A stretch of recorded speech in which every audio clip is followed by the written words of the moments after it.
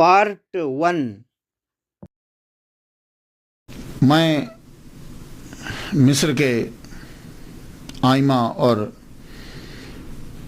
اولیاء کرام کا تذکرہ کر رہا تھا تو امام شافعی رحمۃ اللہ علیہ کا تذکرہ کیے بنا وہاں سے نکلنا اچھا نہیں لگا۔ امام شافعی رحمۃ اللہ علیہ مجدد ہیں اور ولیوں کے اندر آپ جس دور میں تھے اس دور میں آپ کا رتبہ جو ہے وہ اوتاد کے برابر، اس کے بعد صرف 2 ہی رتبے ہوتے ہیں، قطب اور قطب عالم۔ ہمارا جیسے طریقہ ہے کہ ہم سب سے پہلے گفتگو کرتے ہیں نام کے اوپر۔ 2 صدی کے مجدد اہل سنہ کے تیسرے بڑے امام محمد بن ادریس شافعی قریشی مطلبی مصری رحمۃ اللہ علیہ، آپ 2 صدی کے مجدد ہیں۔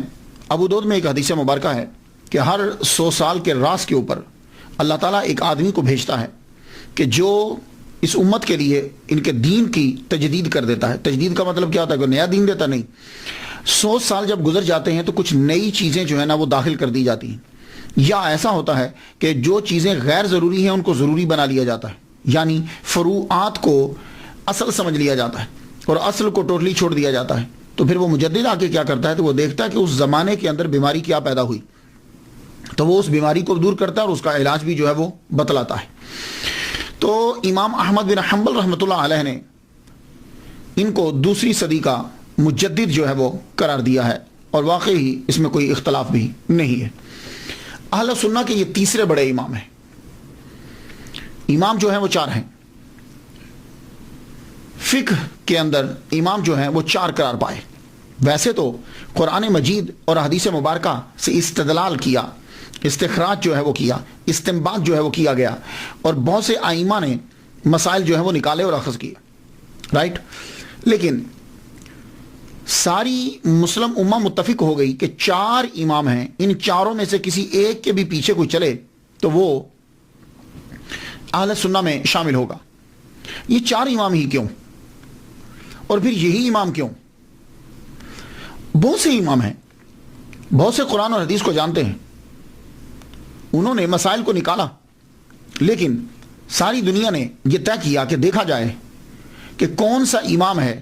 1-2 مسئلہ نہیں، پہلا انہوں نے یہ رکھا کہ امام اسے تسلیم کیا جائے گا کہ جس نے ولادت سے لے کر وصال تک کے تمام مسائل جو انسان کو پیش آتے ہیں وہ سارے جو ہیں وہ قرآن اور حدیث کے دلائل سے نکالے ہوں۔ یہ بات یاد رکھیے گا، قرآن اور حدیث کی روشنی سے نکالے ہوں پوری ایمانداری کے ساتھ، پہلی۔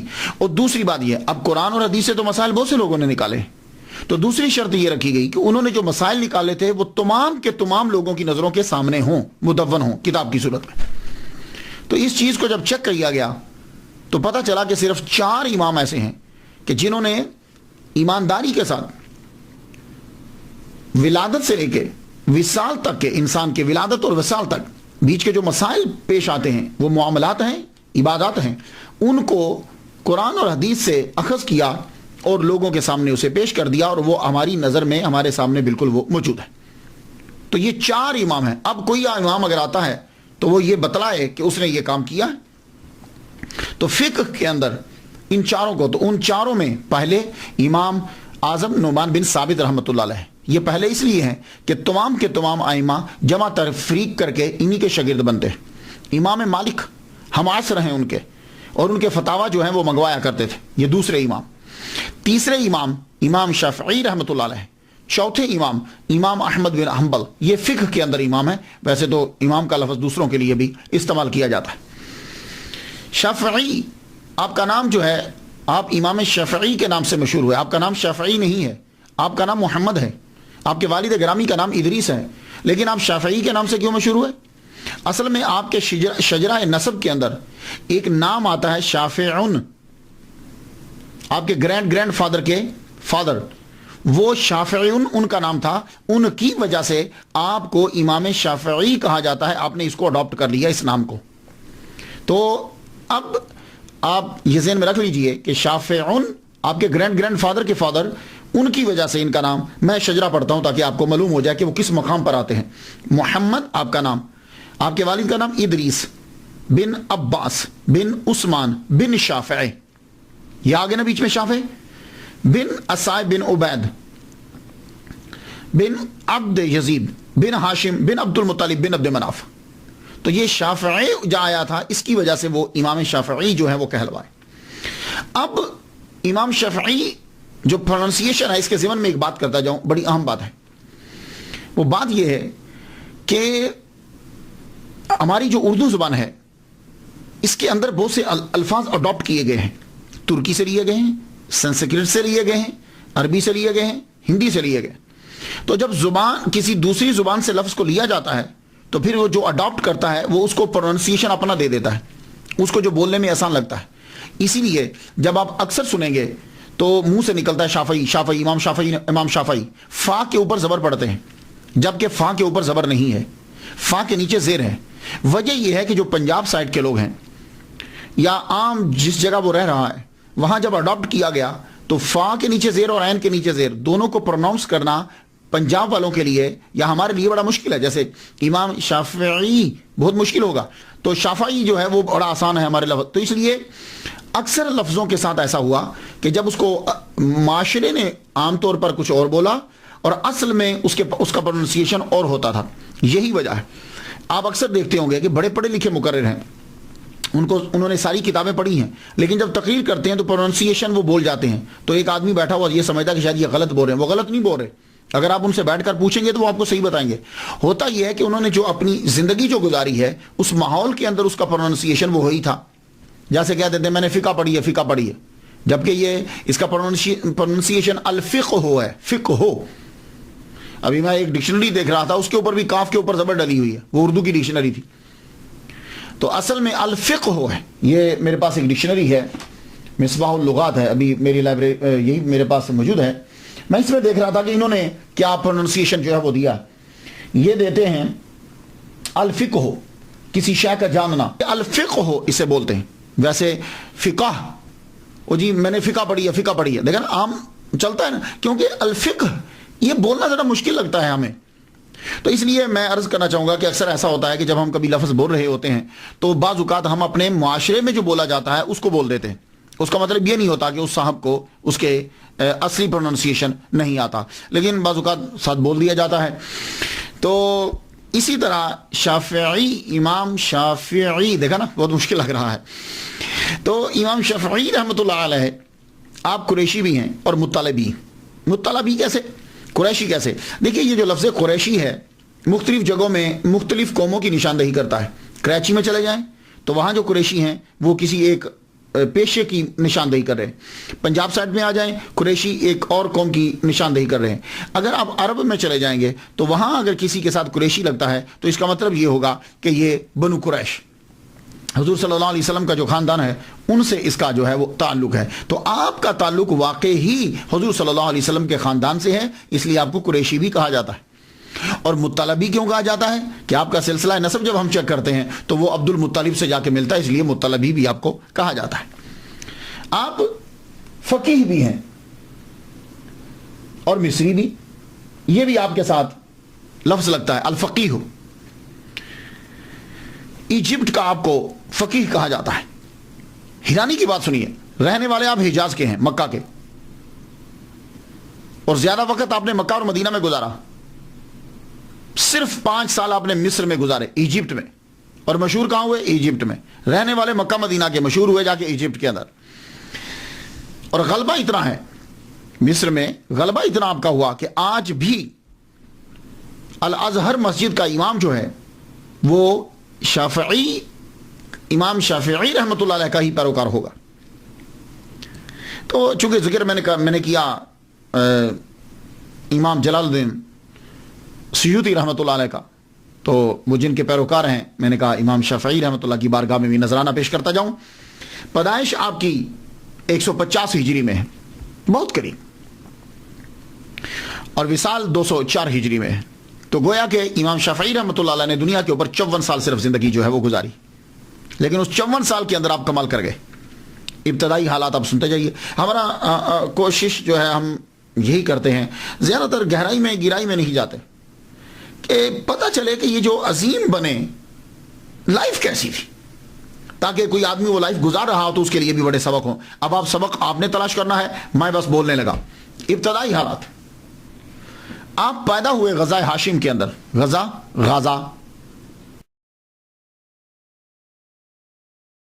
غزہ بھی کہتے ہیں.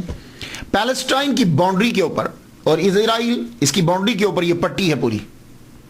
یہ پہلے پیلسٹائن سارا ہوتا تھا، اب یہ قبضے میں آ گئی اسرائیل کے قبضے کے اندر آ گئی.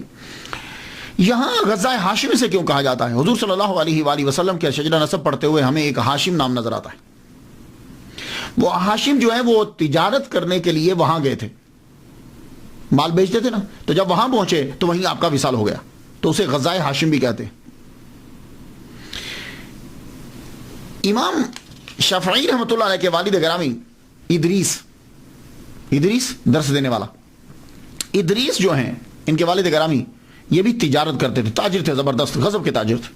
اب آپ اندازہ لگائیے نا کہ مکے کے رہنے والے ہیں، تجارت کرتے ہوئے یمن، سیریا تجارت کرتے ہوئے آپ پیلسٹائن تک پہنچے، وہاں جا کر آپ رہنے لگ گئے. تجارت آپ نے کی، اللہ تعالیٰ نے بہت نوازا، بڑا رزق دیا آپ کو.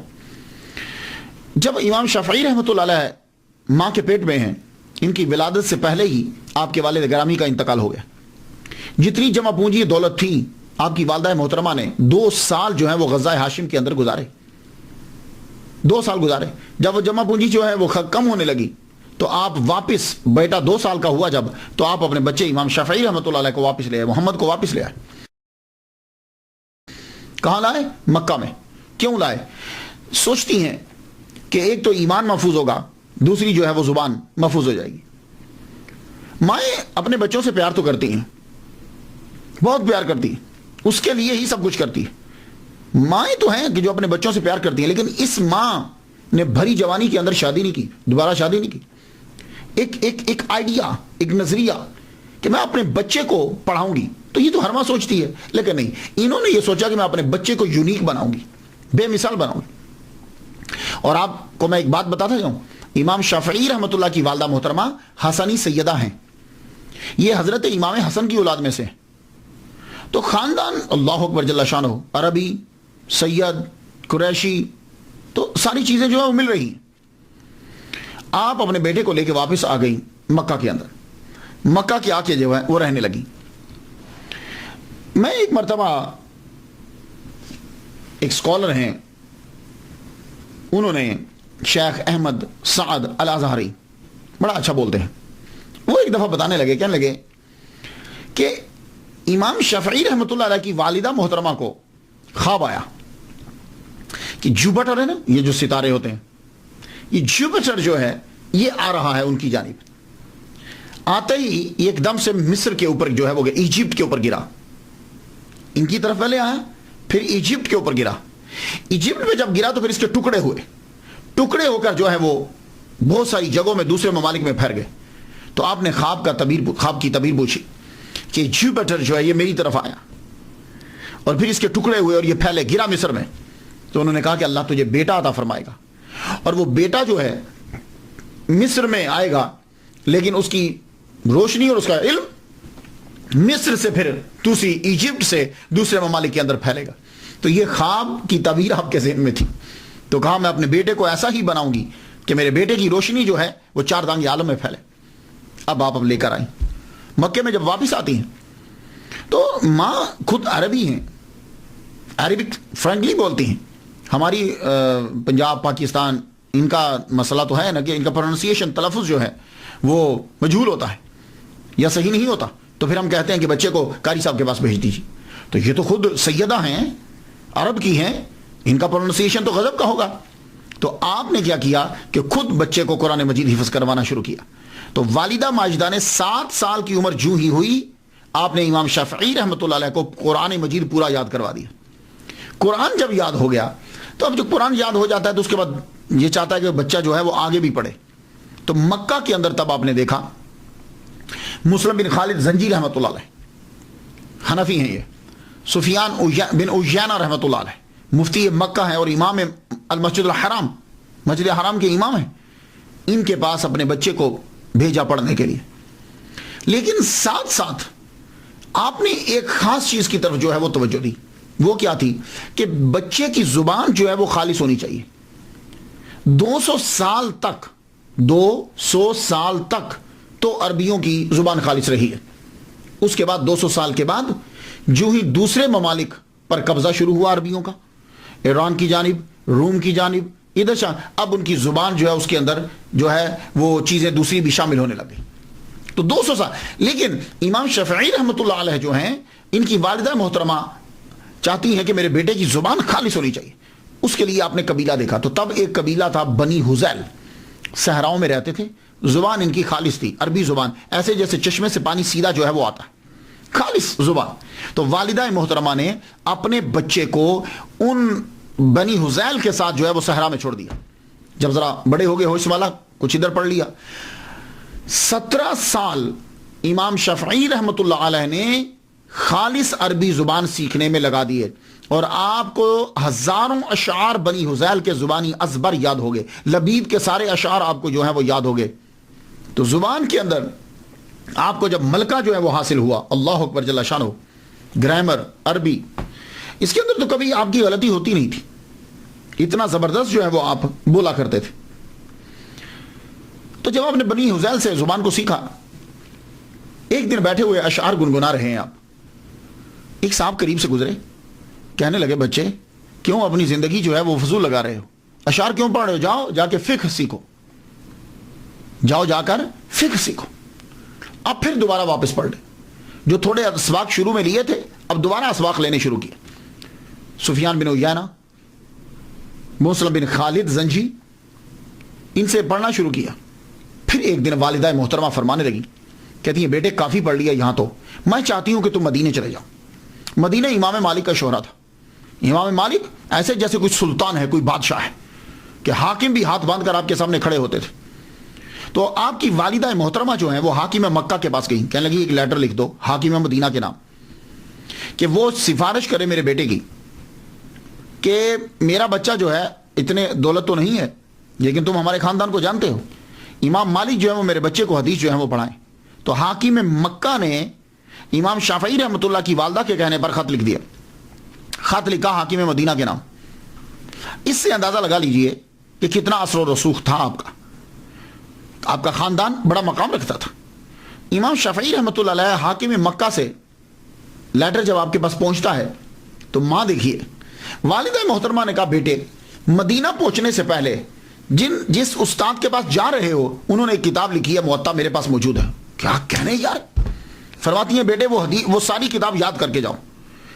تو مدینہ روانہ ہونے سے پہلے یہ doctor Muhammad Musa, professor in department of Islamic study, King Abdulaziz University Jeddah, ان سے میں نے سنا، یہ کہتے ہیں کہ 9 راتوں کے اندر موطا امام مالک انہوں نے یاد کر لی. یہ ہمارے عام زبان کے اندر موطا بول دیتے ہیں، لیکن یہ مطلب نہیں ہے کہ اس کو آتا نہیں ہے، اصل لفظ موطا ہے پروننسیشن، لیکن ہمارے یہاں مشکل لگتا ہے. تو موطا امام مالک 9 راتوں میں بیٹھ کر زبانی یاد کر دی. یاد کرنے کے بعد اب مکہ سے روانہ ہوئے. اللہ اکبر جل، کیا کہہ رہے ہیں. ماں ولیہ کاملہ ہو، اللہ تعالیٰ ویسے ہی کرم فرماتا رہتا ہے. اب آپ روانہ ہوئے، مدینہ پہنچے تو سب سے پہلے حاکم مدینہ کے پاس گئے، امام شافعی رحمۃ اللہ علیہ. حاکم مدینہ کو لیٹر دیا، انہوں نے لیٹر پڑھا. پڑھتے ہی کہنے لگے بیٹے اگر تو مجھے یہ کہو نا کہ میں پیدل مکہ چلا جاؤں اور مکہ سے پھر پیدل واپس آ جاؤں تو یقین جان یہ میرے لیے آسان ہوگا، پر یہ میرے لیے مشکل ہے کہ میں یہ تیری سفارش کرنے کے لیے امام مالک کے دروازے پہ چلا جاؤں. اتنا خوف اور دبدبا تھا. لوگ کتنا ڈرتے تھے یار علماء سے اور کتنی عزت کرتے تھے. اور آج کل کے دور، آج کل دیکھ لیجیے اب کیا حال ہے، علماء کو نوکر سمجھتے ہیں. لیکن پھر بھی کہا حاکم مدینہ نے کہا ٹھیک ہے بیٹے چلو چلتے ہیں، اب تم اتنی دور سے آئے ہو. آپ دونوں چلے، حاکم مدینہ اور امام شافعی رحمۃ اللہ علیہ. امام مالک رحمۃ اللہ کے دروازے پہ پہنچے، دروازہ جا کے کھٹکھٹایا. بڑی دیر کے بعد اندر سے لونڈی آئی. کیا کام ہے؟ خط کا ذکر نہیں کیا، کہا امام سے ملنا ہے. امام کو اندر جا کے بتایا گیا کہ دونوں کے بارے میں بتلایا، حاکم مدینہ. اور بڑی دیر کے بعد لونڈی واپس آئی، آ کے کہتی ہے کہ امام مالک کہہ رہے ہیں کہ مسئلہ ہے کوئی تو مجھے بتاؤ، اور اگر حدیث سننا ہے تو پھر تم مسجد نبوی میں چلے جاؤ، حلقہ جب ہوگا تو وہاں تمہیں حدیث سنا دی جائے گی. اب امام شافعی رحمۃ اللہ علیہ بولے کہنے لگے نہیں میں حاکم مکہ کا خط لے کر آیا ہوں ان کے نام. وہ عورت اندر گئی. اندر جب گئی تو بڑی دیر کے بعد واپس آئی تو اس کے ہاتھ میں کرسی ہے. اب کرسی کہہ لیجئے جو بھی جس پہ بیٹھتے ہیں وہ اس نے آ کے مکان کے سامنے رکھ دی. واپس چلی گئی. بڑی دیر کے بعد امام مالک اب دیکھیے حاکم مدینہ وہ باہر کھڑے ہیں. اب آئے امام مالک, بہت خوبصورت جبہ پہنا ہوا. اب ٹھیک ٹھاک رہتے تھے. امام مالک کسی کے سامنے کھانا تک نہیں کھاتے تھے. آپ کی وجاہت تھی آپ کی. باہر آئے, کرسی پہ بیٹھے. ہاں بولو, خط کہاں ہے؟ وہ امام شافعی رحمۃ اللہ نے خط آگے بڑھایا. خط پڑھتے جائیں تو چہرے کا رنگ تک بدلتا جائے. اچھا تو اب حدیث مبارکہ جو ہے وہ حاکموں کی سفارشات پر پڑھائی جائے گی. جب آپ غصے میں آنے لگے تو امام شافعی آگے بڑھے, گفتگو شروع کی. اللہ اکبر. عربی, ادب, نفاست, موزوں الفاظ اور گفتگو کا انداز امام مالک رحمۃ اللہ کو بڑا متاثر کیا.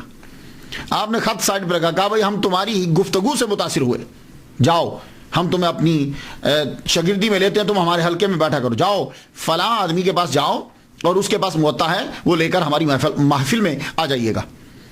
جب آپ کو اجازت مل گئی اب حلقہ میں بیٹھے. حلقہ میں جب بیٹھے تو کہا تم کتاب نہیں لائے؟ کہا حضور مجھے آپ کی کتاب زبانی یاد ہے. یہ ایک اور حیران کن بات تھی. کہا مجھے آپ کی کتاب زبانی یاد ہے جو آپ نے لکھی ہے. اچھا تو اب ایک روایت جو ہم سنتے آتے تھے کہ امام شافعی رحمۃ اللہ علیہ نے کھڑے کھڑے ساری سنا دی, اور بعض میں ہے کہ نہیں پھر آپ آہستہ انہوں نے امتحان لیا, جہاں سے پوچھیں آپ بتاتے جائیں. کہا ٹھیک ہے تم ہمارے پاس رہ سکتے ہو. تو امام شافعی رحمۃ اللہ علیہ اب امام مالک رحمۃ اللہ علیہ کے پاس رہ کر سیکھنے لگے. ان کے پاس سیکھنے لگے. تو اب مجھے ذرا تھوڑا سا رکنا ہے یہاں, میں آپ کو بتا دوں امام مالک امام شافعی سے 57 سال بڑے ہیں. پہلی بات تو یہ ہے, پہلا تو یہ کہ امام مالک 57 ایئرس اولڈ ہیں. امام اولڈر ہیں امام شافعی سے, یعنی گویا کہ 57 سال بعد امام شافعی پیدا ہوئے. اب امام شافعی ان کے پاس زانو تلمس طے کرنے کے لیے گئے تو امام مالک تقریباً 84 سال کے تھے. جب امام شافعی رحمۃ اللہ پڑھنے کے لیے گئے تو 84 سال کے تھے, کیونکہ 7 سال تو آپ نے قرآن پڑھا, 17 سال آپ نے بنی حذیل میں لگائے, تو 17 اور 7 24 بنے. ٹھیک ہے, تو مفتی ڈاکٹر علی جمعہ یہ بھی بڑے اسکالر ہیں, مصری ہیں, وہ کہتے ہیں کہ 17 سال لگائے بنی حذیل میں. تو جب امام مالک سے پہنچے تو تقریباً 24 سال امام شافعی رحمۃ اللہ علیہ کی عمر تھی. 24 سال. جب تک اللہ نے چاہا امام مالک کے پاس ہی رہے. ایک جگہ میں نے پڑھا ہے کہ جب تک امام مالک زندہ رہے یہ ان کے پاس رہے. تو امام مالک کا وصال ہوا ہے 179 ہجری کے اندر. تو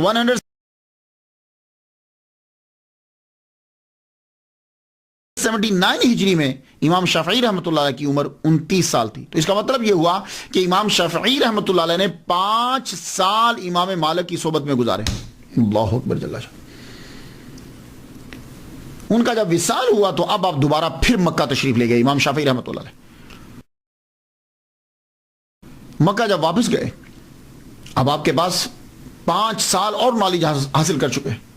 واپس گئے تو آپ نے جا کے تقریر اور تدریس شروع نہیں کی, کیونکہ اس وقت سفیان بن عیینہ مکہ کے مفتی ہیں اور المسجد الحرام اس کے امام ہیں اور آپ کے استاد بھی ہیں. آپ ان کے پاس بیٹھتے, ان کی محفل میں بیٹھتے.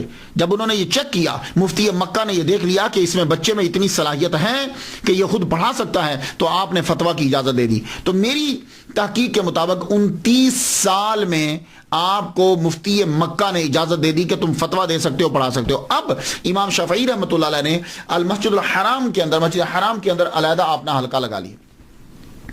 تدریس آپ نے شروع کر دی. اب ہوتا کیا تھا, مکہ جو ہے نا یہ ایک مرکز تھا روحانیت کا بھی اور علم کا بھی. پرانے دور کے اندر جو اولیاء کرام تھے وہ وہاں مجاور ہوتے تھے, بیٹھتے تھے, چلے کاٹتے تھے, وہیں رہتے تھے. اور جو علماء ہوتے تھے, بڑا جو علامہ ہوتا تھا وہ وہاں بیٹھ کے پڑھاتا تھا. تو لوگ جب حج کرنے کے لیے آتے تھے تو وہ حج بھی کرتے تھے, اور جو تصوف کی طرف راغب ہوتا تھا وہ اولیاء کرام کی محفل میں بیٹھا رہتا, ان سے ملاقات ہوتی. اور جو علم پڑھنا چاہتا تھا وہ مسجد کے اندر جاتا, وہاں حلقہ جو ہے وہ لگا ہوتا تھا, وہ وہاں پڑھ لیتا. اب یہی طریقہ تھا. تو امام شافعی رحمۃ اللہ علیہ تدریس شروع کی تو موسم حج آ گیا. حج میں جب لوگ آئے تو مصر سے لوگ آتے، دور دراز سے، عراق سے، بغداد، ہر طرف سے آتے تھے لوگ. انہوں نے آ کر دیکھا کہ ایک 29 سال کا ینگ لڑکا جو ہے وہ بھی تدریس کا، اسے بھی اجازت دے دی گئی ہے. تو مفتی مکہ کی اجازت کے بغیر تو نہیں نا. تو اب جو سفیان بن عیینہ رحمۃ اللہ علیہ کی محفل میں بیٹھتے تھے ان میں سے اکثریت اٹھ کر، اور جو نئے لوگ آئے وہ امام شافعی رحمۃ اللہ علیہ کی محفل میں بیٹھنے لگ گئے، حلقے میں بیٹھنے لگے. کیوں؟ اس لیے کہ آپ جب گفتگو کرتے تھے تو آپ کی گفتگو کے اندر جو ہے بڑی نفاست اور بدوانہ جو ہے نا، بدویوں کا جو گاؤں یعنی جو صحرا میں رہتے ہیں ان کا اسٹائل تھا، خالص اسٹائل. تو امام احمد بن حنبل رحمۃ اللہ علیہ بھی حج کرنے کے لیے آئے ہوئے تھے. تو وہ سفیان بن عیینہ رحمۃ اللہ علیہ کی حلقے کو چھوڑ کر امام شافعی رحمۃ اللہ کے حلقہ میں بیٹھ گئے. یہ تھی ان کی پہلی ملاقات. تو جب انہوں نے ان کی زبان سنی اور آپ کا علم سنا اور خدا کا کرم دیکھا تو آپ ان کی محفل میں بیٹھتے. کچھ عرصہ آپ نے جو ہے وہ لیکچر دیا ہے مسجد حرام کے اندر. پھر ہارون الرشید کو پتہ چلا کہ بڑے قابل ہیں، کوئی نام، جب ان کی شہرت پھیلی تو انہوں نے ان کو، ہارون الرشید نے امام شافعی رحمۃ اللہ علیہ کو یمن کا جج مقرر کر دیا. یمن کے ایک ضلع کا، نجران کا یا بعض کہتے ہیں کچھ اور. جب جج مقرر کیا تو یہ جج تھے وہاں کے. اور اس دور میں ہارون الرشید کے دور حکومت میں چیف جسٹس جو تھے وہ امام محمد بن حسن شیبانی رحمۃ اللہ علیہ تھے. جیسے مجسٹریٹ ہوتے ہیں چھوٹے ہوتے ہیں اور ایک ان کے اوپر چیف جسٹس ہوتا ہے، ایسے ہی امام محمد بن حسن شیبانی رحمۃ اللہ علیہ چیف جسٹس. اب امام شافعی رحمۃ اللہ علیہ جب ان کو یمن کے اندر بھیجا گیا تو ہارون الرشید نے آرڈر کر دیا کہ ان کو پابائے زنجیر لایا جائے اور قتل کر دیا جائے. یہ عجیب گھڑی بھری، جو ابھی 31 سال کی عمر ہے اور آرڈر آ گیا کہ قتل کر دیا جائے. ہوا کیا تھا؟ اصل میں امام شافعی رحمۃ اللہ علیہ جو ہیں ان کو سیدوں سے بڑا پیار تھا، سادات سے. اس کی وجہ کیا ہے کہ ننہال جو ہے وہ سادات ہے، ننہال سادات ہے. تو آپ کو پتا ہے کہ بچے کو ننہال سے، ددہال کی بنسبت ننہال سے زیادہ پیار ہوتا ہے. آپ کی والدہ حسنی سیدہ ہیں. اور ایک دوسری بات یہ ہے کہ علوی جو ہے، علوی، ہارون الرشید کو یہ کان میں یہ بات ڈال دی گئی کہ آپ علویوں کی بڑی، علوی کسے کہتے ہیں؟ فاطمی وہ ہوتے ہیں جو بی بی فاطمہ الزہرا رضی اللہ تعالیٰ عنہا کے بچے امام حسن و حسین میں سے کسی کی اولاد میں. اور علوی وہ ہوتے ہیں کہ ماں فاطمہ نہیں ہے لیکن باپ علی ہے. مولا علی شیر خدا نے اور بھی شادیاں کی تھی تو انہیں علوی کہا جاتا. تو امام شافعی رحمۃ اللہ علیہ سیدوں کی بڑی عزت کرتے تھے. شافعی رحمۃ اللہ علیہ سیدوں کی بڑی عزت کرتے تھے. اس سے بعض لوگوں نے ان کو اہل تشیع میں شامل کر دی اور ہارون الرشید نے کہا کہ یہ میرے باغیوں کے ساتھ شامل ہیں، حکومت دوسروں کی لانا چاہتے ہیں. تو یہ کنفیوژن سا ہوا، لیکن ایسی بات نہیں تھی. آپ سادات کی ویسے ہی عزت کرتے تھے. اس کی مثال دوں. ایک مرتبہ آپ پڑھا رہے تھے، لیکچر دیتے ہوئے، سیدوں کے بچے جو ہیں وہ بار بار کچھ چیز کھیل رہے تھے. وہ جب آتے آپ کھڑے ہو جاتے، وہ پھر چلے جاتے، پھر آتے آپ پھر کھڑے ہو جاتے، وہ پھر جاتے آپ، وہ پھر آتے پھر کھڑے ہو جاتے. کئی مرتبہ آپ کو ان کے لیے کھڑا ہونا پڑا. اور پھر سیدہ نفیسہ، نام سنا ہوگا آپ نے، بہت بڑا مزار ہے ان کا، سیدہ نفیسہ. اللہ اکبر، بہت انتہائی عقیدت تھی آپ کو ان سے. تو جب بھی آخری عمر کے اندر آپ بیمار ہوتے تو لڑکے کو بھیجتے، جاؤ جا کے دعا کروا کے لاؤ میرے لیے. تو وہ فرماتی جاؤ، اللہ تمہارے استاد کو شفا عطا فرمائے، اللہ تمہارے استاد کو شفا عطا فرمائے، اللہ تمہارے استاد کو شفا عطا فرمائے. آخری بار کیا کہ جاؤ جا کے دعا کروا کے لاؤ. دعا کروانے کے لیے گئے تو بچہ واپس آیا. کہا انہوں نے فرمانے لگے، وہ بچہ کہتا ہے، عرض کرتا ہے، حضور انہوں نے کہا جاؤ اللہ تمہارے استاد کا بھلا کرے. کہنے لگے لو بھائی اب تیاری کر لو، اب ہمارا وقت آ گیا ہے، اب تیاری کر لو، اب ہمارا وقت آ گیا. تو سادات سے محبت کی وجہ سے ہارون الرشید نے یہ سمجھا کہ شاید یہ ہماری حکومت کو ختم کرنا چاہتا ہے اور باغیوں کے ساتھ ملے ہو. تو اس نے کہا کہ پابائے زنجیر بغداد میں لایا جائے اور قتل کر دیا جائے. آپ کو یہ آپ کی آمد ہو رہی ہے بغداد میں پہلی مرتبہ. چلو ہو سکتا ہے کہ پہلے بھی ہے لیکن تاریخ یہ لکھتی ہے. آپ جب وہاں پہنچے آپ کو پابند سلاسل کر دیا گیا. کیس جو ہے وہ پیش نہیں ہو رہا عدالت میں، یعنی آپ کو ہارون الرشید کے سامنے پیش نہیں کیا جا رہا. محمد بن حسن شیبانی، امام محمد جو ہیں یہ امام اعظم رحمۃ اللہ کے شاگرد ہیں اور چیف جسٹس تھے. ان کو پتہ چل گیا امام شافعی کے بارے میں کہ وہ قید کر کے لائے گئے ہیں اور عدالت میں پیش نہیں کیے جا رہے. آپ فوراً گئے ہارون رشید کے پاس، جا کے کہنے لگے تمہیں غلط فہمی ہوئی ہے، تمہیں غلط فہمی ہوئی، میں جانتا ہوں، بہت قابل اور لائق لڑکا ہے، تو تم اسے قتل کا آرڈر نہ دو اور دربار میں حاضری کا موقع دو۔ واپس لیا گیا آرڈر، دربار میں بلایا گیا۔ امام محمد بن حسن شیبانی شاگرد رشید امام اعظم رحمۃ اللہ علیہ، آپ کی موجودگی میں جب امام شافعی رحمۃ اللہ علیہ تشریف لائے، آپ نے گفتگو کی، استدلال دلائل جب دیے، اور آپ نے اس انداز سے سمجھایا کہ ہارون رشید متاثر ہوا۔ اس نے کہا ٹھیک ہے آپ جائیے، جا سکتے ہیں آپ کو آپ کی نوکری پہ بحال کیا جاتا ہے۔ آپ فرمان لگے نہیں، میں واپس نوکری میں نہیں جاؤں گا، مجھے امام محمد بن حسن شیبانی رحمۃ اللہ کے پاس رہ کر مجھے فقہ سیکھنی ہے۔ یہ تھا ٹرننگ پوائنٹ ایک دوسرا۔ اب امام شافعی رحمۃ اللہ علیہ بغداد میں رہ رہے ہیں امام محمد بن حسن شیبانی رحمۃ اللہ علیہ کے ساتھ، یہاں رہ کر آپ نے اصول فقہ کو جو ہے وہ سیکھا ہے، ان کی صحبت اختیار کی۔ تو آپ نے اعلان فرمایا وہ امام اعظم کے شاگردوں کی صحبت اختیار کرے۔ اللہ نے استنباط کا دروازہ ان پر کھول دیا، اور فقاہت ہرگز نصیب نہ ہوتی اگر میں امام محمد بن حسن شیبانی کی کتب کا مطالعہ نہ کیا ہوتا۔ میں نے آپ نے ان کے پاس رہ کر یہ سیکھا کہ قرآن اور حدیث سے مسئلے کو نکالا کیسے جاتا ہے، یہ چیز سیکھی، اصول فقہ سیکھے، یہ چیز آپ نے سیکھی۔ اور تاریخ بغداد میں الخطیب بغدادی، یہ خود شافعی ہیں، جلد 2 صفحہ 166 پہ لکھتے ہیں، امام شافعی نے فرمایا مجھ پر فقہ میں جس شخص کا سب سے زیادہ احسان ہے وہ امام محمد بن حسن شیبانی حنفی رحمت اللہ علیہ ہیں۔ یہ امام شافعی اقرار کر رہے ہیں۔ تو اب مجھے سمجھ نہیں آتی کہ جتنے شوافے ہیں یا امام شافعی کے فالوور ہیں وہ حنفیوں کو برا کیوں کہتے ہیں۔ وہ خود فرما رہے ہیں کہ مجھ پر ان کا احسان ہے، میں نے ان سے سارا سیکھا ہے کہ مسائل کو نکالنا کیسے۔ اور ایک بات اور یاد رکھیے گا، امام شافعی رحمۃ اللہ علیہ بالکل ایک واسطے کے ساتھ امام اعظم کے شاگرد ہیں۔ ایک واسطے یعنی بیچ میں ایک بندہ ہے، میں بتاتا ہوں، یاد رکھیے گا ذرا، گفتگو کرنے میں آسانی ہو جائے گی۔ امام شافعی رحمۃ اللہ علیہ شاگرد ہیں مسلم بن خالد زنجی رحمۃ اللہ علیہ کے، اور وہ شاگرد ہیں امام اعظم کے۔ تو بیچ میں مسلم بن خالد زنجی ایک، امام شافعی امام اعظم کے شاگرد۔ تاریخ الکبیر جلد 8ویں صفحہ 81 پہ امام بخاری نے لکھا ہے، اور یہ بات طبقات جلد اول صفحہ 115 پر بھی ہے کہ امام شافعی رحمۃ اللہ علیہ نے مسلم بن خالد زنجی رحمۃ اللہ سے روایت کی ہے۔ امام شافعی رحمۃ اللہ علیہ شاگرد ہیں حضرت علی بن زبیان کے، اور وہ شاگرد ہیں حضرت امام اعظم کے۔ تو بیچ میں ایک، تہذیب الکمال جلد 20 صفحہ 497 پہ ہے کہ امام شافعی نے ان سے بھی روایت کی ہے۔ امام محمد بن حسن شیبانی رحمۃ اللہ علیہ شاگرد ہیں امام اعظم رحمۃ اللہ کے، شاگرد رشید ہیں۔ اور امام شافعی رحمۃ اللہ علیہ امام محمد بن حسن شیبانی کے شاگرد ہیں۔ تو ابن حجر اسقلانی شافعی رحمۃ اللہ علیہ لسان المیزان جلد 5ویں صفحہ 121 پہ لکھا ہے کہ امام شافعی خود تحریر فرماتے ہیں کہ میں نے امام محمد سے اتنا سیکھا کہ اس کا بوجھ ایک مذکر اونٹ جو ہے وہ اٹھائے گا، نر اونٹ اٹھا سکتا ہے۔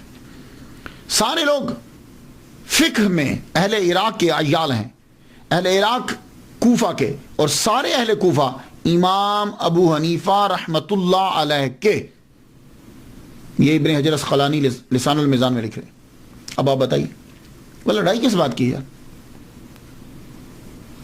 امام محمد بن حسن شیبانی حنفی سے سیکھنے کے بعد اب امام شافعی رحمۃ اللہ مکہ آ گئے، کچھ عرصہ رہے، پھر مکہ سے یمن گئے، کئی دفعہ یمن گئے، پھر عراق کا بھی کئی دفعہ سفر کیا۔ اس کے بعد آپ عراق گئے، لیکن مشہور سب سے زیادہ کب ہوا؟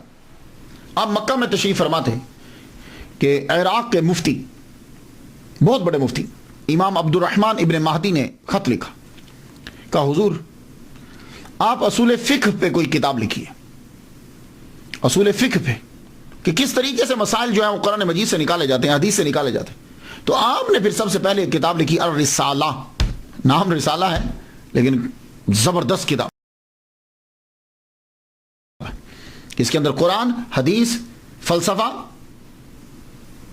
جو اسلامی فلسفہ ہوتا ہے، ناسخ منسوخ،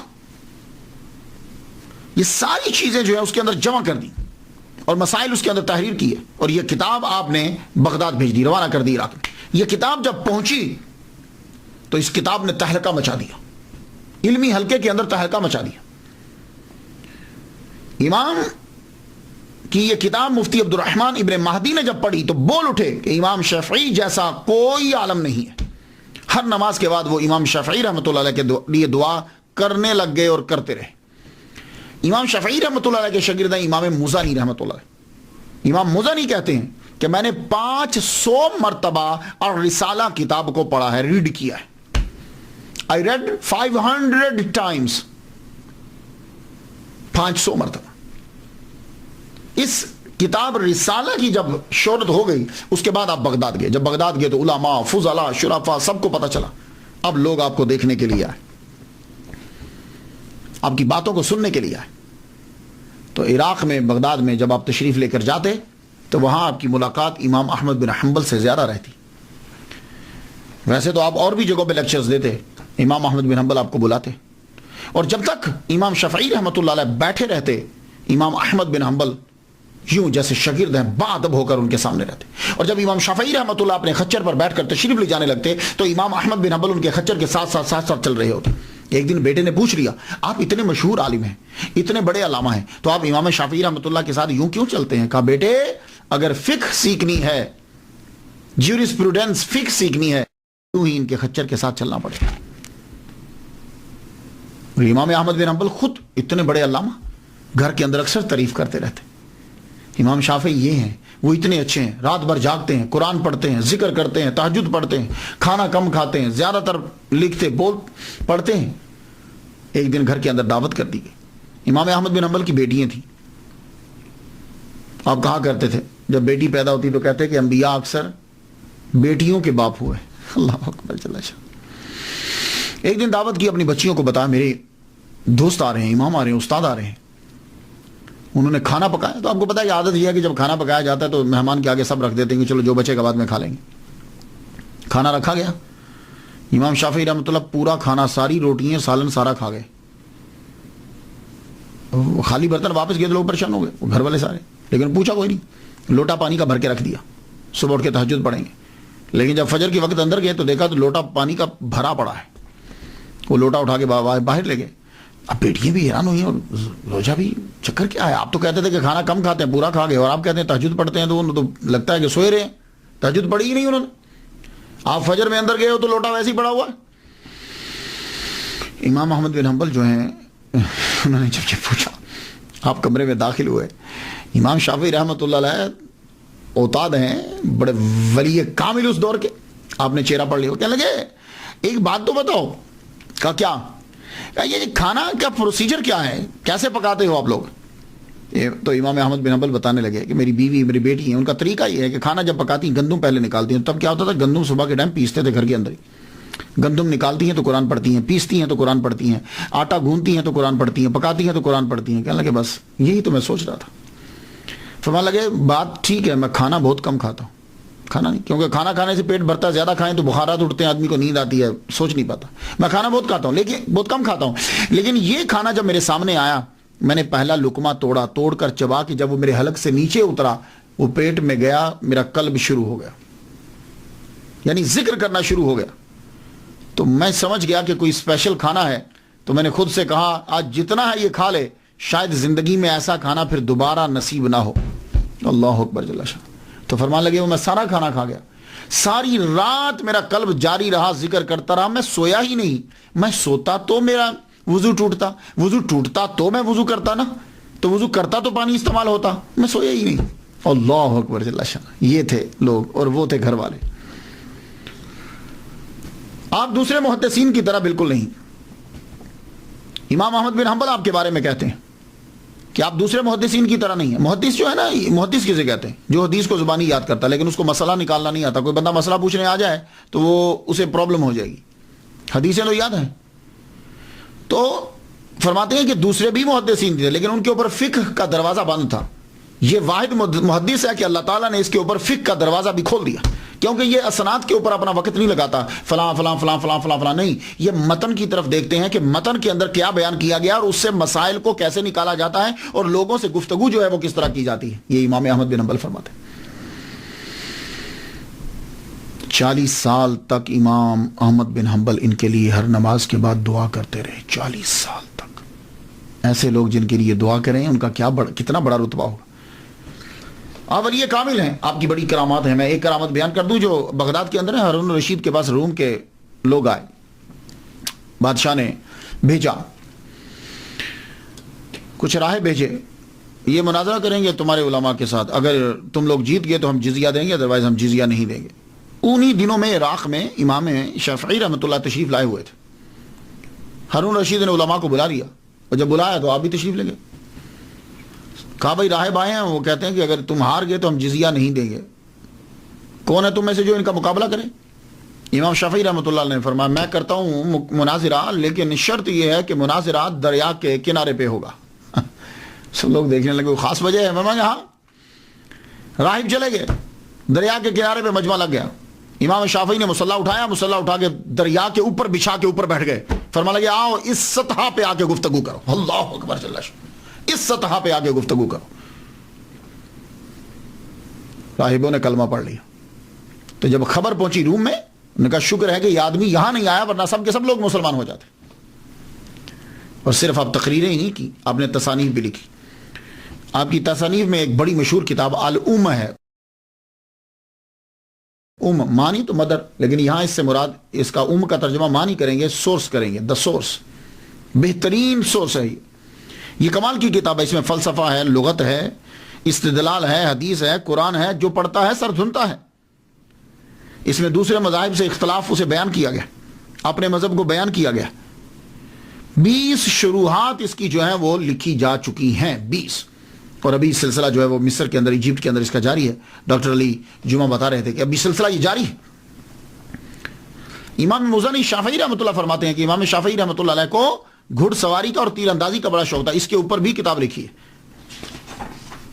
آپ کی میڈیسن کے اوپر بھی کتاب ہے. ایک کتاب آپ کی مسند امام شافعی, لیکن یہ آپ نے خود نہیں لکھی. نام سے ایسا لگتا ہے جیسے امام شافعی نے خود لکھی. امام شافعی رحمۃ اللہ خود نہیں لکھی. آپ جب تقریر فرماتے تھے, جب آپ درس دیتے تھے, تو درس کے دوران آپ حدیث کا استعمال کرتے تھے. تو حدیث کا جو استعمال فرماتے تھے, تو آپ کے شاگرد ابو العباس محمد بن یعقوب الاسم جو ہیں وہ نہ حدیث کو لکھ لیتے تھے. تو وہ حدیث جو لکھی ہیں اس کا نام ہو گیا مسند امام شافعی رحمۃ اللہ. تو آپ نے وہ, اس لیے یہ جب کتاب اگر آپ پڑھیں گے نا تو اس کتاب میں تکرار نظر آئے گا آپ کو. تو اس لیے یہ ہوتا ہے آج لیکچر دیا, ایک حدیث بیان کی, تو کل کے لیکچر میں پھر شاید دلیل آ گئی تو وہ حدیث بیان کر دی, تیسرے لیکچر یا 4 لیکچر چھوڑ کر چھڑے میں پھر آ گئی, تو اس لیے تکرار نظر آئے گا. امام شافعی رحمۃ اللہ کی جو ایک بات ہے یونیک, وہ عربی میں مہارت ہے. امام شافعی رحمۃ اللہ علیہ نے بنی حذیل کے اندر 17 سال گزارے, صحرا میں رہ کے زبان کو سیکھا ہے. تو اس دور میں آپ کو عربی زبان میں اتھارٹی تسلیم کیا جاتا. لبید کے ہزاروں اشعار آپ کو یاد تھے, خود بھی آپ شاعر تھے. آپ جب مصر تشریف لائے تو کچھ لوگ تو آپ سے سیکھنے کے لیے آتے, کچھ صرف آپ کو سننے کے لیے آتے کہ عربی کتنی کمال کی بولتے. سیرت ابن ہشام کے مصنف خود عربی کے ماہر ہیں. انہوں نے جب امام شافعی رحمۃ اللہ کو عربی بولتے ہوئے سنا تو حیران رہ گئے. لکھتے ہیں کہ میرے خیال میں نہ تھا کہ ایسا عمدہ آدمی, ایسی خوبصورت زبان بولنے والا کوئی اللہ نے پیدا کیا ہے. امام اسماعی کا نام سنا, عربی ادب اور گرامر کے امام ہیں. یہ امام شافعی رحمۃ اللہ کے شاگرد ہیں. کوئی زبان ہوتی ہے نا تو اس کے اندر اصل مشکل چیز شاعری ہوتی ہے. کوئی بھی زبان مشکل چیز شاعری ہوتی ہے. اردو زبان ہے, عام آپ بول لیں گے لیکن شاعری مشکل ہوگی. انگلش زبان ہے, آپ بول سکتے ہیں لیکن اس کے اندر شاعری مشکل ہوگی. عربی زبان ہے لیکن اس کے اندر مشکل شاعری ہوگی. اور پھر شاعری بھی اسلام سے 100 سال قبل کی. ایک شاعر گزرا ہے الشمفرہ, 100 سال قبل, اسلام کے ظہور سے 100 سال قبل کا شاعر ہے. اس کی عربی اتنی مشکل ہے کہ جیسے شیکسپیئر کے ڈرامے ہیں نا, اس کے اندر جو زبان استعمال کی گئی آج کے دور میں ترجمہ کرنا مشکل ہو جاتا ہے. تو اس کی شاعری کے الفاظ بھی شیکسپیئر کی انگلش سے بھی بہت مشکل ہیں. امام اسماعی رحمۃ اللہ علیہ نے لفظاً اس کی شاعری امام شافعی رحمۃ اللہ علیہ سے پڑھی. یہاں سے اندازہ لگا لیجیے کہ عربی زبان کے اندر کتنا ملکہ تھا آپ کو. اللہ اکبر جل شانہ. عبد الملک ابن ہشام نے کیا خوب جملہ کہا ہے کہ امام شافعی لغت اور انصاف کے زبردست عالم ہیں, اور آپ کے اندر سخاوت بھی حد درجہ کی تھی. اکثر عمرا یا لوگ آ کر آپ کو نذرانہ دیتے, آپ لے لیتے, نہ نہیں کرتے. ہارون رشید جب آپ کو دیتا آپ لے لیتے، پکڑ لیتے، لیکن کرتے کیا تھے؟ ہارون رشید تھیلی بھری ہوئی دے دیتا اشرفیوں کی، دینار کی، دراہم کی، آپ لے کر جب نکلتے تو تقسیم کرتے جاتے گھر پہنچتے تک تمام جو ملا تھا وہ ختم ہو چکا ہوتا۔ ایک مرتبہ مقام صنعا سے مکہ کی طرف جا رہے ہیں، مکہ پہنچے آپ، وہاں خیمہ لگا آپ کا، 10,000 دینار تھے آپ کے پاس، دراہم نہیں دینار تھے آپ کے پاس۔ درہم میں اور دینار میں فرق ہوتا ہے، درہم چاندی کا ہوتا ہے، دینار جو ہے وہ سونے کا ہوتا ہے، اور درہم جو ہے وہ چلر ہوتا ہے دینار کا۔ دینار ہیں آپ کے پاس، لوگ ملنے کے لیے آئے، ان میں غربا بھی آئے، آتے آ کر اپنی حاجات کو پیش کرتے، آپ امام شافعی دیتے۔ جب وہاں سے اٹھے امام شافعی رحمۃ اللہ علیہ کے پاس ایک دینار بھی نہیں تھا، اور اللہ تعالیٰ نے کمال کی ذہانت عطا فرمائی امام شافعی رحمۃ اللہ علیہ کو، کمال کی ذہانت۔ ویسے تو ذہین بچپن ہی سے ہیں، مثال دے دیتا ہوں، اس پہ دلیل دینے کی ضرورت نہیں۔ اب میں کہوں کہ سورج نکلا تو چمکا تھا، اس پہ دلیل دو نہیں، ذہانت خود امام شافعی کا نام ہی کافی ہے ذہانت کے لیے، لیکن پھر بھی مثال دے دوں۔ امام احمد بن حنبل رحمۃ اللہ علیہ کے پاس ایک دن بیٹھے ہوئے ہیں، تو امام احمد بن حنبل کا یہ عقیدہ کہ جو نماز چھوڑ دیتا ہے وہ کافر ہے، من ترک الصلاۃ متعمدا فقد کفر، جو جان بوجھ کر نماز چھوڑے وہ کافر ہے۔ تو آپ نے فرمایا جب کوئی نماز جان بوجھ کے چھوڑتا کافر ہو جاتا ہے تو پھر مسلمان کیسے ہوگا؟ تو امام کہنے لگے کہ جی وہ پھر نماز پڑھے۔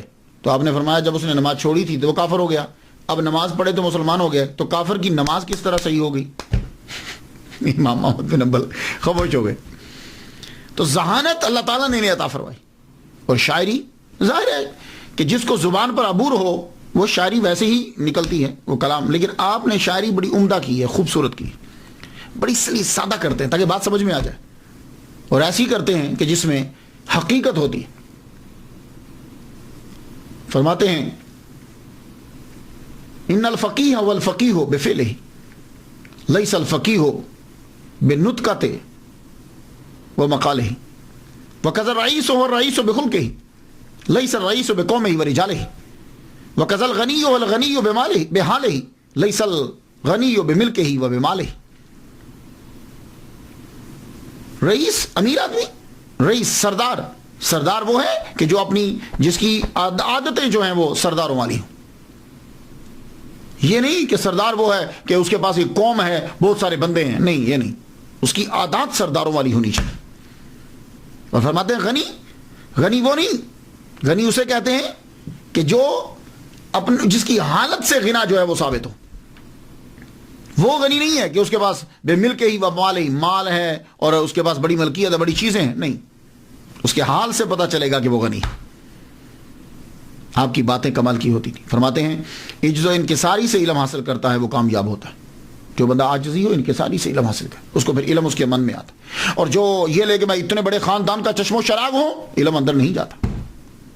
اس لیے آپ نے دیکھا ہوگا، اب ہسٹری کا مطالعہ کر لیجیے، غلاموں کے بچے، غریبوں کے بچے بڑے بڑے عہدوں پہ فائز ہوئے اور علم ان کو حاصل ہوا، اور جو بڑے بڑے تھے وہ اسی میں رہے کہ پدرم سلطان بود، پدرم میرا ابا بہت بڑا، میرا ابا بہت بڑا۔ اور آپ کا یہ جملہ تو سونے کے پانی سے لکھنے والا ہے، اور یہ جتنی تصوف کی کتابیں ہیں نا اس کے اوپر چسپان کر دیا جائے یہ جملہ۔ آپ جملہ سن لیجیے جو امام شافعی رحمۃ اللہ نے کہا۔ آپ نے کہا اگر علماء حق اللہ کے اولیاء نہیں ہوتے تو پھر کوئی شخص اللہ کا ولی نہیں ہوتا، کیونکہ وہ جاہلوں کو اپنا دوست نہیں بناتا۔ جملہ سن لیجیے اب کہ اگر علماء حق اللہ کے اولیاء نہیں ہوتے، کیونکہ کچھ لوگوں کا تصور جو ہے کہ جو تقریر کرتا ہے یا لکھتا ہے وہ ولی کامل نہیں ہے، وہ صوفی نہیں ہے، یہ اکثر لوگوں کے ذہن میں ہے، اور ایسے بڑے عالم کو وہ تصور ہی نہیں کرتے۔ تو آپ نے فرمایا کہ اگر علماء حق اللہ کے اولیاء نہیں ہوتے تو پھر کوئی شخص اللہ کا ولی نہیں ہوتا، کیونکہ وہ جاہلوں کو اپنا دوست نہیں بناتا۔ تصوف کے اندر امام شافعی رحمۃ اللہ علیہ کو ایک مقام حاصل ہے۔ یہ جو اولیاء کرام کی کابینہ ہوتی ہے نا، 300 اولیاء، 30 ابدال، 7 اوتاد، 5 اقطاب، 1 قطب عالم، یہ ہے پوری دنیا کے اندر ان کی حکومت ہوتی، جو اوپر سے کم ہوتا ہے نیچے سے وہ بلندی پہ چلا جاتا ہے۔ تو آپ کو حضرت خضر علیہ السلام نے اوتاد میں شامل کیا ہے، اتنا بڑا رتبہ ہے آپ کا۔ اور ویسے یہاں امریکہ میں بہت بڑے صوفی ہیں، حمزہ یوسف، وہ ایک دن تقریر کرتے ہوئے کہہ رہے تھے کہ امام شافعی رحمۃ اللہ علیہ نے یہ کہا ہے کہ be a sufi and faqih. Don't be one of them without other. تو جب بھی بن تو صوفی بن اور فقیہ بن. صوفی اور فقیہ. نہ تو فقیہ بن بغیر صوفی کے، نہ صوفی بن بغیر فقیہ کے. دونوں چیزیں ہونی چاہیے. دونوں چیزیں. عبداللہ انصاری فرماتے ہیں کہ میں شافعی نہیں ہوں، لیکن میں امام شافعی رحمۃ اللہ علیہ کا عقیدت مند ہوں، اس وجہ سے کہ تصوف میں ان کا مقام بڑا بلند ہے. اور امام شافعی رحمۃ اللہ علیہ حضرت سلیم رائی رحمۃ اللہ علیہ کے پاس جا کے تصوف کی تعلیم لیا کرتے تھے. جو دنیا میں آتا ہے پھر اس نے آخر چلے تو جانا ہی ہے. امام اپنی آخری عمر کے آخری حصے میں جب آپ کی عمر 49 سال ہو چکی ہے تو امام شافعی رحمۃ اللہ علیہ اب ایجپٹ میں گئے. ایجپٹ میں اب کہاں گئے؟ عمر بن العاص رضی اللہ تعالیٰ عنہ نے ایک شہر آباد کیا تھا، فسطاط. اس شہر میں آپ نے سب سے پہلے مسجد بنائی تھی.